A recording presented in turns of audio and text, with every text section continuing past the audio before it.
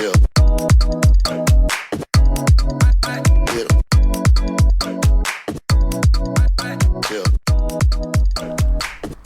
everyone, welcome to this podcast. It is directed to all the people who are struggling with money and want to achieve financial freedom, not only working for money but also making money work for you. In today's day and age, people are struggling more than ever to manage their money. There are millions of people struggling with student loans, credit card debt, mortgages, paying rent, you name it. This means that fewer and fewer people have money available by the end of the month to allocate it to investments or saving money in their bank accounts as a financial cushion. What is even more worrisome is that people continue to make irrational decisions to satisfy their present needs, succumbing to their emotions. As social animals, we're constantly influenced by others, for better or worse, and this highly affects the way we spend money. Be it by trying to impress other people purchasing new stuff, reckless spending on a late night with friends, and so on. Now, you don't need to completely abstain yourself from any enjoyment at all, but it is also true that there is a threshold of happiness, a certain limit in where spending money doesn't buy happiness. Sometimes the exact opposite occurs. Spending more money might seem to buy happiness in the moment. However, it most likely brings stressful moments afterwards. Inability to pay debts, not having enough saved up for buying something of intrinsically greater value. So, if our mindset is switched and focused on sacrificing the short term a little more, we can start to enjoy having a much higher abundance of money, which means that we can be more stress-free, contributing to the happiness of our lives. Furthermore, we are constantly strafed by ads and email promotions that are supposed to be based on our interest. We allow advertising companies to gather our information about our web navigation habits, and we create social media accounts giving out our personal information, among many others. We essentially leave a digital blueprint that advertising companies can access to continue coaxing us to buy their products, which could lead to affecting our decisions subconsciously. And when we finally try to disconnect ourselves from the great internet, your friend comes up with you with the latest mobile phone with slightly higher megapixels, a slimmer look, and a few other gadgets. Meanwhile, you still possess your relatively new smartphone that has 99% of the functionalities. You might want to reassess the situation if you still possess your old Nokia flip phone.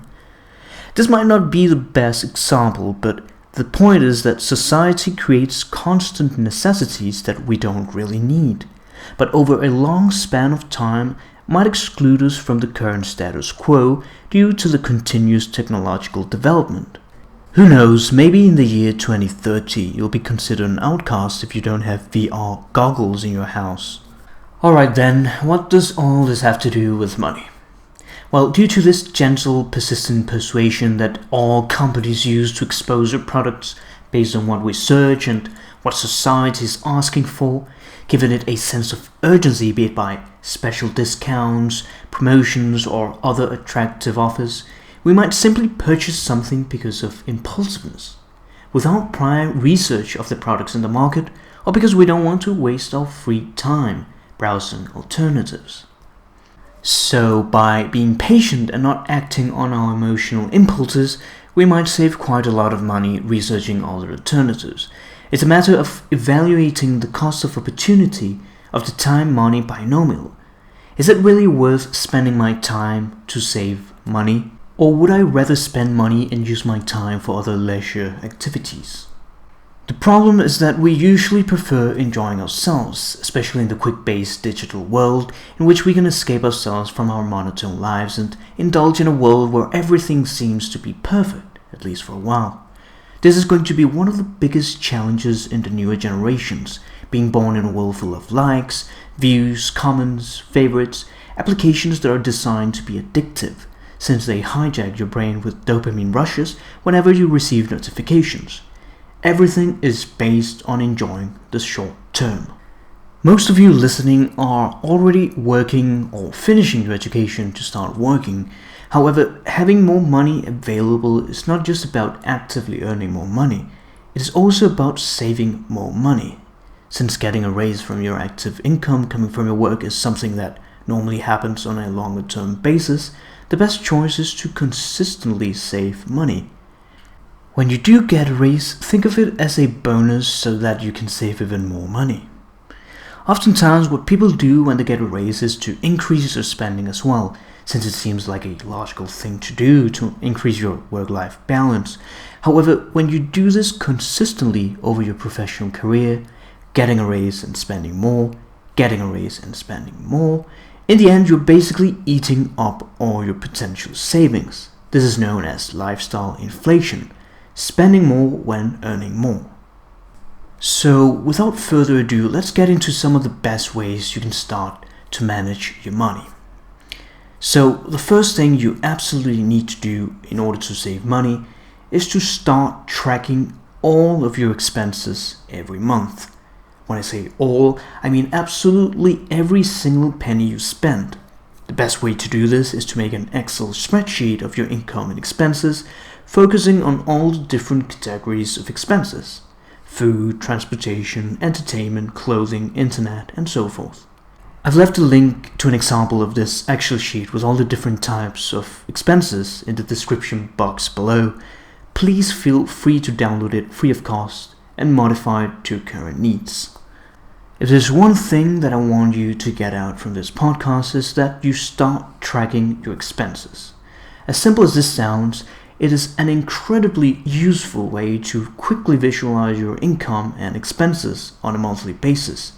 Maybe you're spending too much money going out for beers, or maybe you have too many miscellaneous expenses that you didn't even realize you had. This allows you to pinpoint all of your expenses and reduce or eliminate the unnecessary ones. This simple exercise of tracking your expenses is something that very few people do, and you'll be among the 1% that actually do it if you start implementing it now. So the second thing that you need to do if you already don't have one is to open an emergency fund. Another crucial part for saving money is to create a separate account from your main bank account for emergency purposes. Most banks offer an interest rate simply for keeping your money in your account, although it varies per country, since in Europe interest rates are null. But the point is that there are usually no penalties for taking money out in case you need it. It acts like any normal savings account. The only difference is that it offers a slightly higher interest rate, and you can't link any credit card debts, invoices, etc. to the account. Emergency funds are used to keep your money and is only to be withdrawn in case of an absolute emergency. When you do not have enough money available in your main bank account, it serves as a financial cushion, avoiding you the embarrassment to have to borrow money from your relatives or from the bank, the latter which need to be repaid at high interest rates. So moving on, the third thing you need to do is to open a retirement savings account. If you currently do not have a retirement savings account, you should open one now. A retirement savings account is an account in which you save up for retirement. Typically, there are two types of account: Roth IRA and 401k. The names differ according to the country you live in, but essentially a Roth IRA is a bank-offered plan that allows you to withdraw all of your savings coming from your after-tax money absolutely tax-free upon retirement. This means that you might save 30 to 40 to even 50 years of contributing to taxes. A 401k is an employer-offered plan that allows you to directly invest a percentage of your before-tax money, such as your salary, into the investment and is taxed upon retirement. Either investment is a good start. A retirement savings account acts as an investment plan which, depending on your risk appetite, invests more in bonds or stocks. Of course, the riskier, the higher the yield. Normally, the younger you are, you should invest more in risky investments, and the closer you are to retirement, on investments with a higher percentage of bonds. Since you're investing in stocks, you can earn or lose money depending on the market conditions. However, since it's a long-term based investment until retirement, it typically averages at around a 6 to 7% interest rate per year according to the market's historical records. Overall, you're saving money that is generating more money. On top of that, the money that you deposit into the account, ideally on a monthly basis, also grows in value. So simply depositing your saved money generates extra money that adds up to your saved money and generates even more money. This is the magical effect of the compound interest. Now, the fourth thing that I highly recommend you to start doing is to start investing in ETFs. An ETF, exchange traded fund, is basically a passively managed investment that tracks the movements of a certain market index, such as the Standard & Poor's 500, which represents the 500 largest companies in the USA, Euro Stoxx 50, the 50 largest firms in Europe, and so much more. So instead of buying individual stocks of the 500 largest companies, which cost a fortune, an ETF allows you to essentially buy a piece of all the 500 companies in the United States for the low price of around 50 euros, $55. This can be done through investment fund managers such as Vanguard. I highly suggest using a safe and reputable online broker regulated by top-tier financial regulators instead of a bank to invest in ETFs. Also, banks usually offer mutual funds. These are actively managed funds in which a professional financial manager allocates the investments according to market trends, calculations, and using his expertise.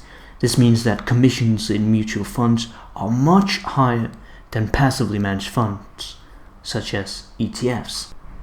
Of course, depending on your country, different types of brokers are available.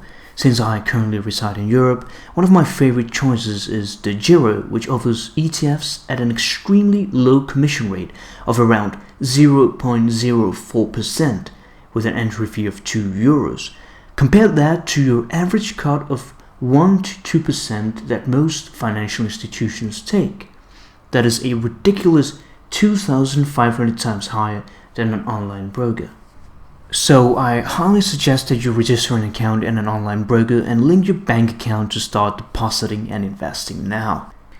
It is an extremely easy thing to do since most brokers have a mobile app that allows you to transfer money and start investing in the market on real time. I've left a link in the description box to register yourself in DEGIRO if you currently reside in Europe or elsewhere. If you live in the United States, try using Robinhood, Charles Schwab, or search other brokers that are highly rated in your country. Please only invest your money in highly reputable brokers that are safe and legitimate. A great start is to take some of the money from your monthly salary or savings that you currently have and invest in the Vanguard S&P 500 ETF, which has an average yearly interest rate of 7 to 8% over the span of 20 to 30 years. You can invest up to 10, 20, or even 30% of your salary in the ETF depending on your spending behaviors. Currently, the S&P 500 is at record highs with a 300% increase since the financial crisis. Many speculate and feel the next crisis to come relatively soon, so they are eagerly waiting to invest their money. However, one of the greatest investors of all time, Warren Buffett, suggests investing money as soon as you have it, rather than waiting for the next financial crisis to come and then start investing. Since a crisis is completely unpredictable, you might be waiting for years and lose all the potential profit along the way, even at record peaks in the market. You need to adopt a long-term mindset and not let your emotions take over you.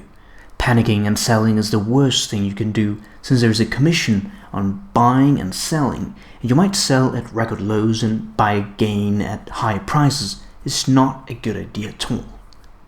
In fact, when the next financial crisis starts, you'll have a better reason to start investing even more since the stocks are trading cheaper than usual. The only thing you need to do is buy and hold. I repeat, buy and hold. In the long term, you'll always win. And the last thing that I want you to know is that you should start practicing financial minimalism or frugal living. This is more of a lifestyle and philosophical point of view that can allow us to save money and even enjoy our lives more fully. Learning to not spend too much money going out with friends, eating at expensive restaurants, buying stuff that you will eventually store and never use again. These are some of many different things that you can try to minimize. Again, this ties in with the work-life balance. You don't need to completely reduce enjoy yourself to zero. It's simply a matter of prioritizing. Do you want to save more money and become richer and enjoy spending your money once you can afford it? Or do you prefer spending most of your money in ephemeral pleasures instantly? This is again a matter of sacrificing the short term in order to enjoy the long term. Ever wondered why some multimillionaires are so cheap? Because they've created the habit of frugality in their lifestyle, such as always checking for discounts and coupons, buying high quality products that are not necessarily expensive popular brands which charge you extra just because of the branding. Basically not succumbing to lifestyle inflation and being reasonable with the amount earned and the amount spent. That is how you reach millionaire status. It's not normally a short process, but a long and committed one. It's these small things that can have an enormous outcome on how you manage money. As Darren Hardy puts it in his book, The Compound Effect, the accomplishment of any goal is the progressive accumulation or compound effect of small steps taken consistently over time. This means that choices plus behavior plus habits plus time equals the compound effect. We should also try to enjoy the little things in life, balancing out our hectic work-life balance, stop trying to impress others and simply act as your authentic self. Things as simple as having a cup of coffee in the morning and reading a few pages of a good book, going out for a workout session, going out for a walk in the nature, listening to music, meditating in silence, having a talk with your colleague, cleaning up your room to feel better about yourself and the environment you live in, getting enough sleep, and so on. We humans tend to overthink too much about everything. As pessimistic as we are, we can at least try to change our mindset to be a little more positive. But for this to happen, we need genuine motivation and have goals in mind. Mental visualization almost always leads to real tangibilization of your goal. It's a matter of consistency and patience. Step by step is better than no step at all. To make a quick recap about everything you can start implementing now: Number 1, track your expenses. 2, create an emergency fund. 3, open a retirement savings account. 4, start investing in ETFs. And 5, financial minimalism. Thank you so much for listening. I hope to see you guys at the next podcast. Take care.